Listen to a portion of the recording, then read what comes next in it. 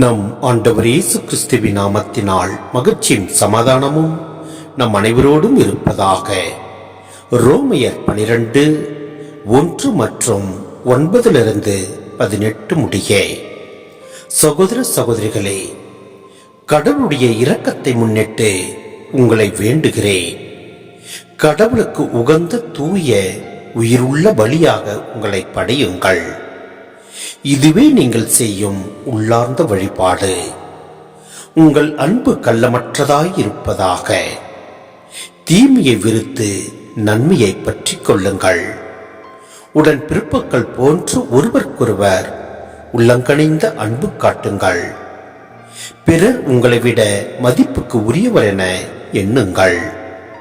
விடாமுயற்சியோடும் ஆர்வமிக்க உள்ளத்தோடும் ஆண்டவருக்கு பணிபுரியுங்கள்.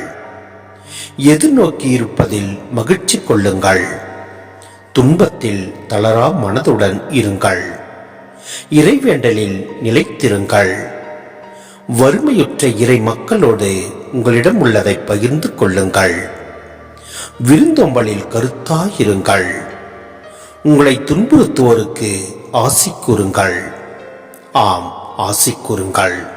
சபிக்க வேண்டாம். மகிழ்வாரோடு மகிழுங்கள். அழுவாரோடு அழுங்கள். நீங்கள் ஒரு மனத்தவராயிருங்கள். உயர்வு மனப்பான்மை கொள்ளாமல் தாழ்நிலையில் உள்ளவர்களோடு நன்கு பழகுங்கள். நீங்கள் உங்களையே அறிவாளிகள் என கருதி பெருமிதம் கொள்ள வேண்டாம். தீமைக்கு பதில் தீமை செய்யாதீர்கள். எல்லா மனிதரும் நலமென கருதுபவை பற்றியே எண்ணுங்கள்.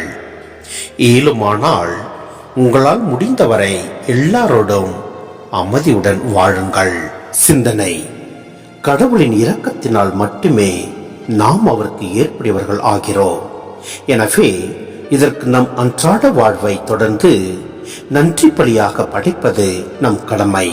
எனவே நாம் உள்ளக்கணிந்த அன்பை பிறரோடு நாம் பகிர்ந்து வாழ்வோம். அனைவரையும் மதித்து வாழ்வோம். நம்மை துன்புறுத்துவரை நாம் துன்புறுத்தாமல் நாம் ஆசி கூறுவோம். மேலும் நாம் ஒரு மனத்தவராயிருந்து உயர்வு மனப்பான்மை கொள்ளாமல் தாழ்நிலையில் உள்ளவர்களோடு நன்கு பழகுவோம். அப்பொழுது நம் ஆண்டவர் நம்மை ஏற்று நம்மை வழி நடத்துவார், ஆசீர்வதிப்பார். ஆமென்.